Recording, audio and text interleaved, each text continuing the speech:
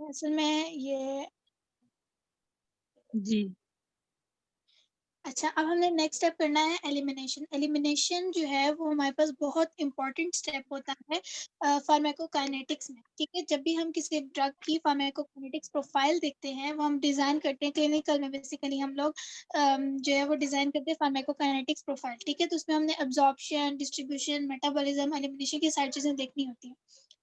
अब हमने बाकी 3 चीजें देख ली, हमारे माइंड में बहुत अच्छा कॉन्सेप्ट बन गया कि किस तरीके से एब्जॉर्प्शन होगी, किस तरह डिस्ट्रीब्यूशन है, किस तरह जो है मेटाबॉलिज्म है। और लास्ट में अब हमारे पास जो मेजर स्टेप आ रहा है वो है एलिमिनेशन। यानी कि ड्रग, अब जाहिर सी बात है कोई एक चीज हमारी बॉडी के अंदर आ रही है तो उसने बाहर भी तो निकलना है ना किसी तरीके से। अब ऐसे तो नहीं है कि वो पूरी लाइफ के लिए आपकी बॉडी के अंदर आ गई है तो बस वहीं पर अकोमुलेट हो जाएगी, ऐसा नहीं होता। अब उसने बॉडी के अंदर से जो है वो क्या करना है, अपने आप को रिमूवल भी करवानी है या अपने आप को रिमूव भी करवाना है। तो एलिमिनेशन की डेफिनेशन लिख लें। एलिमिनेशन हम कहते हैं removal of absorb drug from the body. ठीक है, कि जितनी ड्रग हमारे पास बॉडी के अंदर एब्जॉर्ब हो गई थी, अब क्या है उसको आपने वो उसने एलिमिनेट होना है। ठीक है, जिस तरह हमने कहा था कि फार्माकोकाइनेटिक्स हमें पता है किसकी प्रॉपर्टी है फार्माकोकाइनेटिक्स। ये फार्माकोकाइनेटिक्स ये मिस ड्रग की है, ड्रग की है या बॉडी की है? बॉडी की। बॉडी की प्रॉपर्टी है, यानी कि बॉडी के एक्शन परफॉर्म कर रही है उसके साथ। ठीक है, तो इसको हम लोग कहते हैं जी फार्माकोकाइनेटिक्स। बॉडी ने बाकी एक्शन तो इसके साथ परफॉर्म कर दिए, अब उसका मेजर स्टेप करना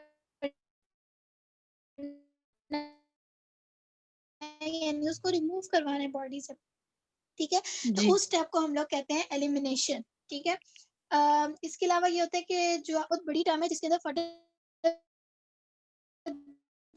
दो चीजें और आती हैं।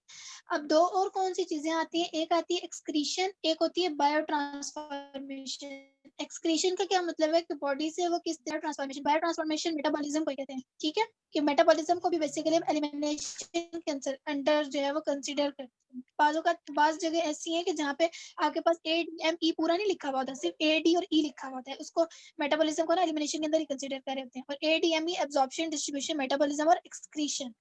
ठीक है, इन 4 चीजों का कॉम्बिनेशन हमारे पास फार्माकोकाइनेटिक बनता है। तो हम बात कर रहे हैं इसकी एक्सक्रीशन की। तो एक्सक्रीशन याद रखिएगा कि 2 तरीके से हो, वैसे तो बहुत सारे तरीके हैं, लेकिन जो मेजर है ना, मेजर जिन तरीकों से आपके पास जो है वो बॉडी से ड्रग जो है वो एलिमिनेट होती है या एक्सक्रीट होगी, वो 2 तरीके हैं। एक होता है रीनल। रीनल का क्या मतलब है, किडनी के थ्रू। ठीक है, यानी कि यूरिन के थ्रू जो होगी। एक होती है हिपैटिक। हिपैटिक में क्या होगी, एक्सक्रीट होगी ना मेजर, या तो लिक्विड फॉर्म में होगी या सॉलिड फॉर्म में होगी। ठीक है, तो उसकी बात की जा रही है यहाँ पे।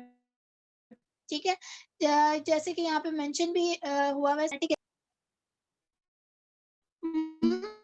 बोले चाहे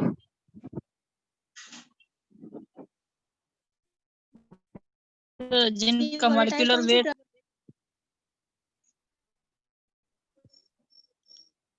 आवाज क्लियर नहीं है।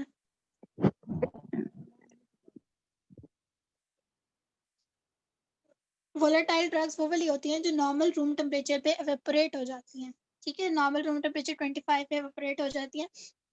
तो ऐसी ड्रग्स जो है ना वो अपने एवेपोरेशन के लिए ऐसा ही ऑर्गन सेलेक्ट करेंगी ताकि वो वहां से क्या हो, उनकी एक्सक्रीशन आसानी के साथ हो जाए। तो वो लंग्स को फॉलो करती है। ठीक है, लंग्स में हमें पता है ना एक्सपायरेशन और इंस्पायरेशन होती है, जिसमें क्या होता है कि इनवर्ड मूवमेंट ऑक्सीजन कार्बन की होगी या आउटसाइड मूवमेंट, तो वो वहां से इजीली एवेपोरेट कर सकती है, इसलिए वो उस रूट को फॉलो करती है। फिर बायो ट्रांसफॉर्मेशन मेटाबॉलिज्म का हमें पता है आइडिया कि उसमें क्या होता है कि छोटे मेटाबोलाइट्स बनेंगे, रिएक्शंस डिफरेंट होंगे, फेज 1 2 होंगे, और उसके बाद क्या होंगे, छोटे मेटाबोलाइट बनेंगे जो आखिर खून में शामिल होंगे और अपना एक्शन परफॉर्म करेंगे स्पेसिफिक साइट पे जाके। ठीक है, और ये भी हमें पता है कि बायो ट्रांसफॉर्मेशन जो है वो एंजाइमेटिक प्रोसेस है। अच्छा, एक चीज याद रखिएगा कि जो एलिमिनेशन है ना उसकी एक स्पेसिफिक कंडीशन होती है। ठीक है, स्पेसिफिक कंडीशन क्या होती है कि वो सिर्फ पोलर सब्सटेंसेस को जो है जो सफिशिएंटली पोलर होंगे, ठीक है, उनको अपने अंदर से एलिमिनेट होने देगी।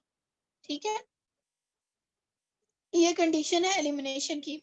ठीक है, कि आपके पास जो पोलर सब्सटेंस है यानी हाइड्रोफिलिक फॉर्म है, ये पहले भी डिस्कस हुआ था कि जाहिर सी बात है मेटाबॉलिज्म के बाद एक्सक्रीशन या एलिमिनेशन का स्टेप आ रहा है। तो जब तक वो सब्सटेंसेस जो हैं वो हाइड्रोफिलिक फॉर्म में या वाटर लविंग सब्सटेंसेस में नहीं कन्वर्ट होंगे, वाटर सोल्युबल ड्रग्स नहीं बनेंगी, तो वो बॉडी से एलिमिनेट नहीं हो सकती। ठीक है, तो उसके लिए क्या रिक्वायर है कि वो आपके पास फेज 1 2 रिएक्शन से पास हो और अपने आप को हाइड्रोलाइज करें या हाइड्रोफिलिक सब्सटेंसेस बनाएं। अब हम लोग देख लेते हैं।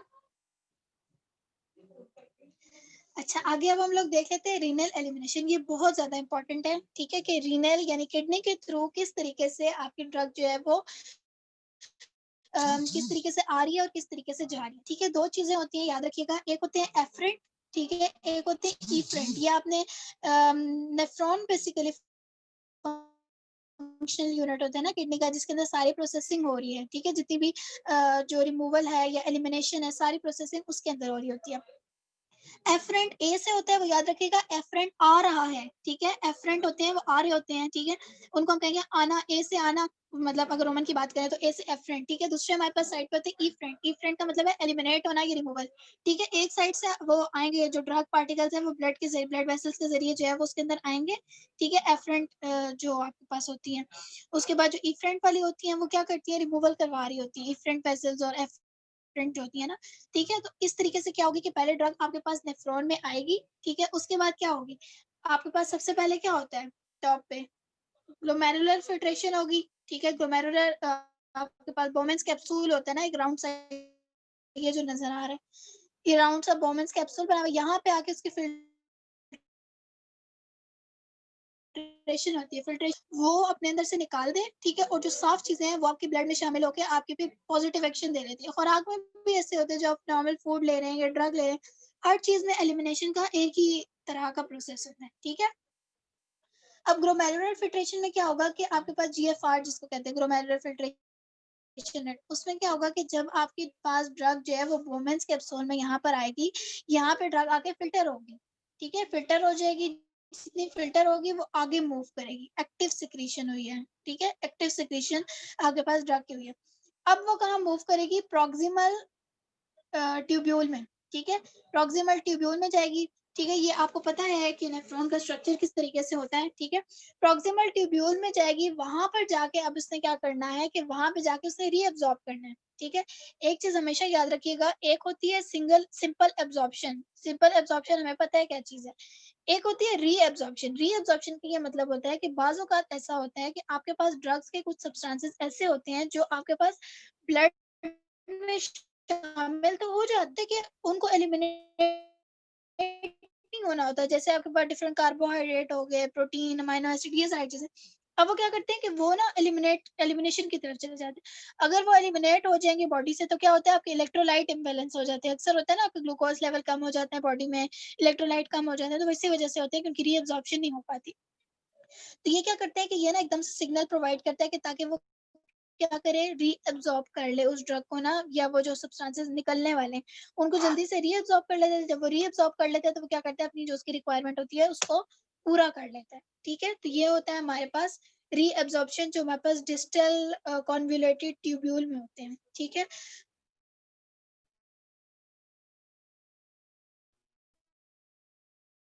उसके बाद हमारे बस आ जाती है क्या होती है कि सिंपल आपकी ड्रग थी वो, अब उसने क्या करना है, सिल हुई थी ना ब्लड, सॉरी ड्रग जो रीअब्सॉर्ब हो गई थी, अब वो क्या करेगी, वो ब्लड से ना दोबारा से यूरिन सिस्टम में आ जाएगी। दो चीजें इकट्ठी चल रही है ना, एक साइड पे नेफ्रॉन चल रहा है, दूसरी साइड पे आपकी वेजल्स चल रही हैं, उनके दरमियान में आपस में एक्टिव ट्रांसपोर्ट के जरिए से जो है वो ट्रांसफर होती है। एक्टिव ट्रांसपोर्ट कौन सा मैकेनिज्म है एब्जॉर्प्शन का, क्या होता है इसमें?